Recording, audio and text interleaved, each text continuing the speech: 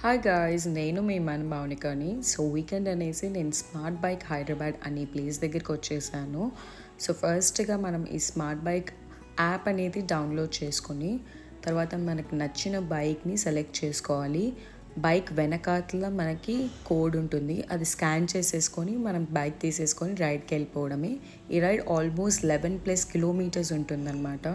So మనకేమో 100 rupees deposit అడుగుతారు. తర్వాత according to time of usage ఆ బైక్ని మనకు ఛార్జెస్ అనేవి పడతాయి అన్నమాట.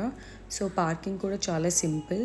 మనము డైరెక్ట్గా వచ్చేసి పార్క్ చేసేసేయడమే, అక్కడ ఆటోమేటిక్గా లాక్ అయిపోతుంది ట్రిప్ ఎండ్ చేసినప్పుడు.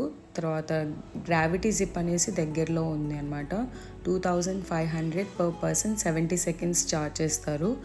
ఇన్స్ట్రక్టర్ మనతో పాటే ఉంటారనమాట. అలా గాల్లో తీసుకొని కిందికి తీసుకొని వచ్చేస్తారు. మీరు ఈ యాక్టివిటీస్ ఎప్పుడైనా ట్రై చేస్తే కామెంట్ చేసేయండి.